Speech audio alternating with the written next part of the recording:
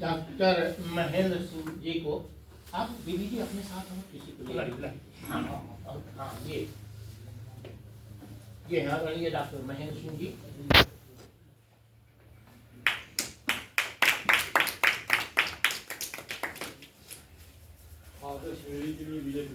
जी मैं बुला रहा हूँ तुरंत बुला रहा हूँ।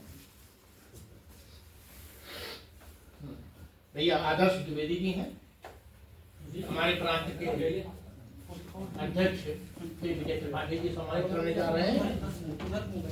श्री आदर्श द्विवेदी जी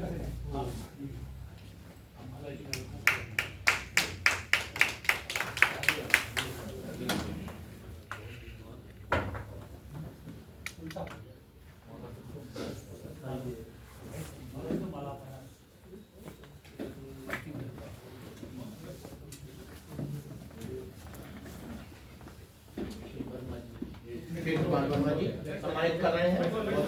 धन्यवाद वर्मा जी आपका। पटका सीधा कर दीजिए, सीधा कर दीजिए। हाँ पटका सीधा कर दीजिए।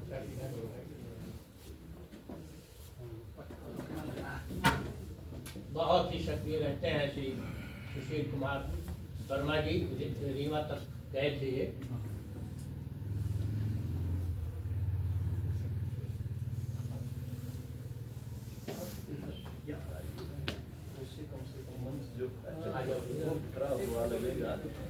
मैं एक तरफ आइए बैठिए, आप भी आ जाइए ममता जी बैठिए। सबसे पहले मैं आदरणीय प्रोफेसर सत्यप्रकाश तिवारी जी को आहूत करूंगा, वो आए और उन्होंने जो जिस पुस्तक के विषय में तैयार किया है अपना वक्तव्य दें। प्रोफेसर सत्यप्रकाश तिवारी जी आइए।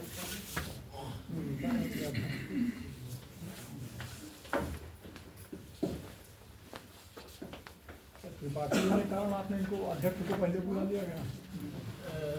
सबसे ऊपर नाम था तिवारी के ऊपर रहते ही।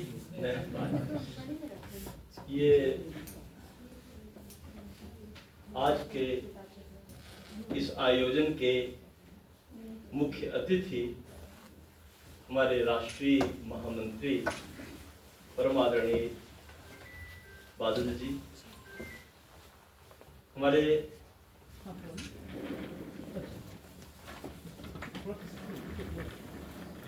प्रदेश महामंत्री आदरणीय शिवमंगल जी, शिवमंगल सिंह जी,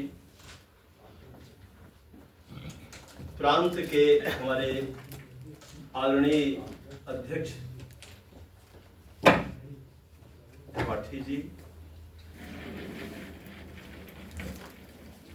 प्रांत महामंत्री आदरणीय द्वारिका प्रसाद रस्तोगी जी और प्रांत के सह महामंत्री हम लोगों के परम आत्मीय और जिनके द्वारा इस कार्यक्रम में आने का ये संयोग बना, डॉक्टर बलजीत कुमार श्रीवास्तव जी एवं यहाँ उपस्थित सभी विद्वज्जन सुधीजन।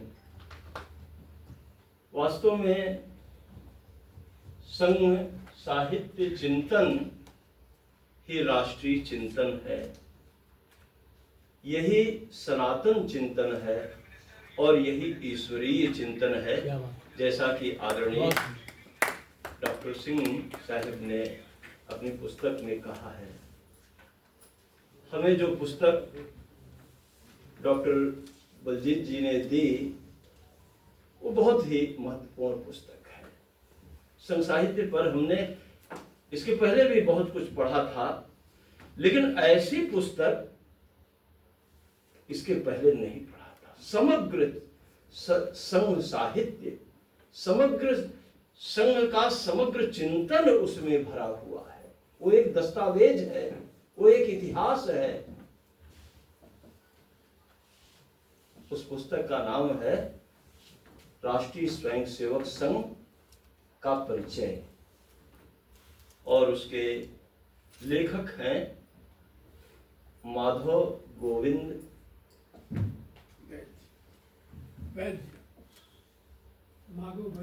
हाँ वैद्य जी, अद्भुत पुस्तक है। ये पुस्तक जो है वो 9 अध्याय पुस्तक में है। 9 अध्याय या 9 शीर्षक, जो 9 शीर्षकों में वो बद्ध है, और अंत में परिशिष्ट है। परिशिष्ट भी 3 परिशिष्ट हैं।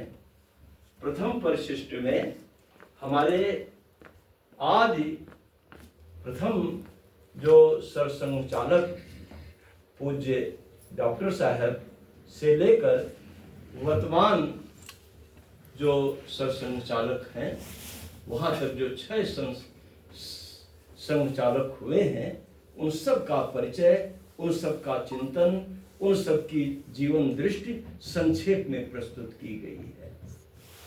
दूसरे परिशिष्ट में जो हमारा संघ का जो गीत है, नमस्ते सदा वत्सले मातृभूमि, उस गीत को दिया गया है और उस गीत की बहुत ही सुंदर व्याख्या की गई है। हमने देखा कि गीत तो सब लोग गाते हैं जो संघ के हैं, लेकिन उसके मूल अर्थ तक बहुत कम लोग पहुंच पाते हैं। तो इस पुस्तक में जो उसकी व्याख्या दी गई है, बड़ी अद्भुत व्याख्या है। उसको पढ़कर तो लगेगा कि हाँ, उस गीत का जो प्राण है उस प्राण तक हम पहुंच गए हैं। और फिर एकात्म साधना पर एक मंत्र दिया गया है और उसका जो है अर्थ दिया गया है। बीच बीच में कई इसमें चित्र भी दिए गए हैं जो संघ के उद्भव से लेकर और आज तक जो संघ ने तमाम महत्वपूर्ण कार्य किए हैं, मानव सेवा के कार्य किए हैं, राष्ट्र सेवा के कार्य किए हैं। देश में जब भी आपदाएं आई हैं, उन आपदाओं में संघ ने जो सहयोग किया है, ऐसे तमाम महत्वपूर्ण चित्र दिए गए हैं। वास्तव में जो प्रथम इसका शीर्षक है, प्रथम शीर्षक में इन्होंने ये दिखाया है कि पूज्य डॉक्टर साहब, डॉक्टर हेडगेवार जी का जन्म कहाँ हुआ, कब हुआ, राष्ट्रीय स्वयंसेवक संघ की स्थापना 1925 में कब की, और इसके साथ उनके बाल्य जीवन के अनेक महत्वपूर्ण प्रसंग उसमें आए हैं, जिसमें ये दिखाया गया है कि वो जन्म से ही उनके मन में राष्ट्र के प्रति कैसी निष्ठा थी। जब वो 4 वर्ष के थे, ये 1897 की बात है, जब महारानी विक्टोरिया के राज्यकाल के शासनकाल के 60 वर्ष पूरे हुए थे और हीरक समारोह लंदन में और लंदन के साथ हिंदुस्तान में भी बड़े धूमधाम से मनाया गया था। और उस समय वो ऐसे ही छोटी कक्षा के विद्यार्थी थे और जिस विद्यालय में वो पढ़ते थे उस विद्यालय में भी हीरक महोत्सव मनाया गया था। तमाम सब आयोजन हुए थे और पेड़ा दिया गया था विद्यार्थियों को, लेकिन उन्होंने उस पेड़े को ग्रहण नहीं किया।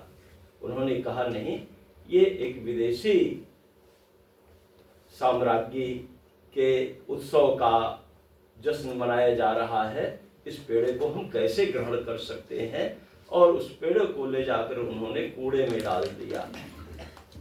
तो एक 4 साल के बच्चे में इस तरह की राष्ट्र के प्रति निष्ठा और इस तरह की राष्ट्र के प्रति भावना है, ये बहुत बड़ी बात है। दूसरा उस समय दिखाई पड़ता है जब वो 12 साल के होते हैं और इनकी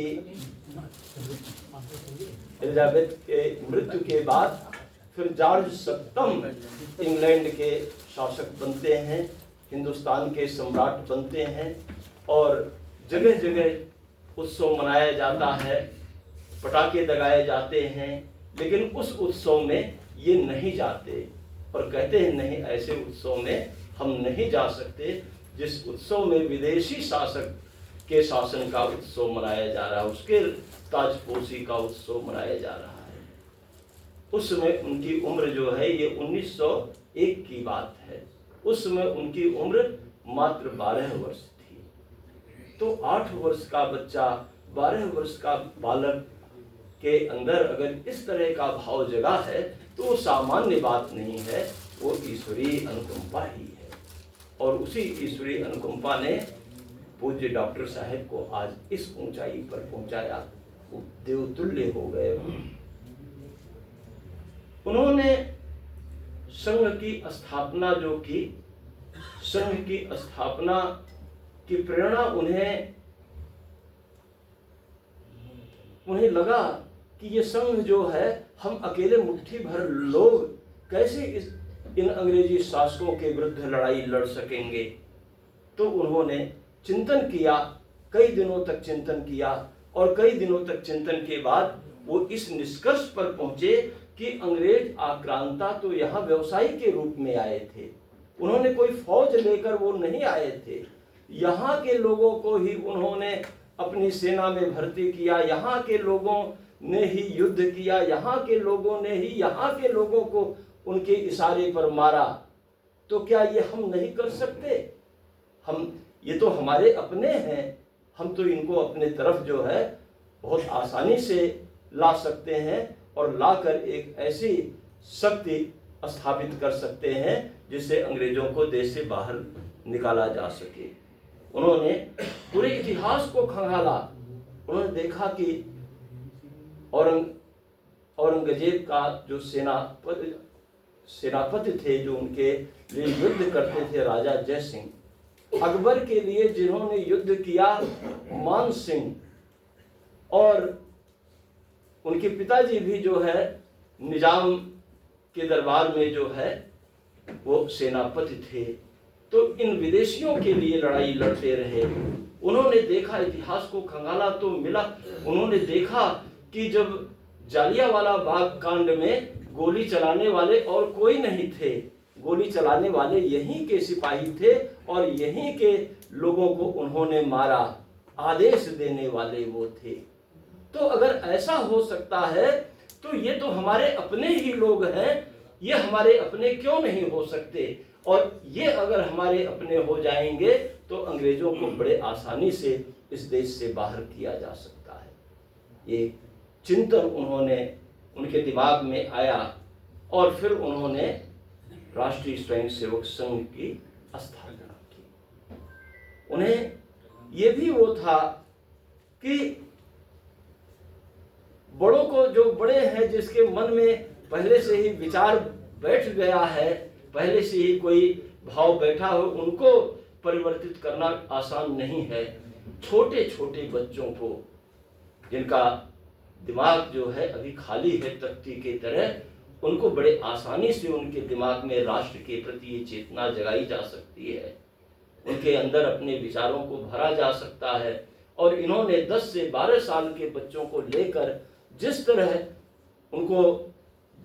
उनको स्वयंसेवक संघ में भर्ती किया, उनकी शाखाएं लगाना शुरू किया, उनके अंदर राष्ट्र के प्रति निष्ठा और आस्था जगाना शुरू किया, तो शुरू में तो लोगों ने इनके ऊपर हंसना शुरू किया कि ये क्या कर रहे हैं, 10 साल 12 साल के छोटे छोटे बच्चों को लेकर ये कौन सा आंदोलन करेंगे। लेकिन बाद में जब देखा कि वो बच्चे किशोर हुए, वो बच्चे युवक हुए और उनके अंदर जो है राष्ट्र के प्रति मर मिटने की भावना जागृत हो गई और वो राष्ट्र के लिए कुछ भी करने के लिए तैयार हो गए, तब फिर लोगों को लगने लगा कि हाँ, डॉक्टर साहब, पूज्य डॉक्टर साहब ने ये एक बहुत बड़ा काम किया। उन्होंने समानता की बात की। संघ में कोई जाति नहीं, कोई बड़ा नहीं, कोई छोटा नहीं, कोई अमीर नहीं, कोई गरीब नहीं, सब स्वयं सेवक हैं। अधिकारी भी स्वयं सेवक है और सामान्य जो है वो भी स्वयं सेवक है, सब साथ जो है। और इस बात को उन्होंने वो किया कि भाई जब दक्ष और उसका आदेश होता है तो एक सामान्य स्वयं सेवक उसको करता है, और उसका अनुपालन जो संघ के बड़े अधिकारी हैं वो भी उसका अनुसरण करते हैं, उसका अनुपालन करते हैं। तो ये एक बहुत बड़ी बात, क्योंकि उस समय समाज जो है बटा हुआ था, जाति के आधार पर, धर्म के आधार पर, गरीब अमीर के आधार पर। तो इन्होंने जो है समाज में एक समता की भावना जगाई, और जिससे लोगों के अंदर जो है एक विश्वास, आत्मविश्वास जो है वो जगा, और लोगों में आत्मीयता का भाव जगा। इन्होंने ये दिखाया कि हम समाज में रहकर ही समाज की सेवा कर सकते हैं, राष्ट्र की सेवा कर सकते हैं, समाज से जुड़कर ही। इसीलिए जो संघ का गणवेश है वो गणवेश, हम शाखा में जाएंगे तो उस गणवेश को धारण करेंगे, हम कहीं किसी संघ के बड़े आयोजन में जाएंगे तो उस गणवेश को धारण करेंगे, लेकिन सामान्य रूप से उसको हम पहनकर समाज में निकलेंगे नहीं, क्योंकि उससे ये ना लगे समाज को कि हमसे ये अलग है। समाज में निकलेंगे तो हम उसी रूप में निकलेंगे।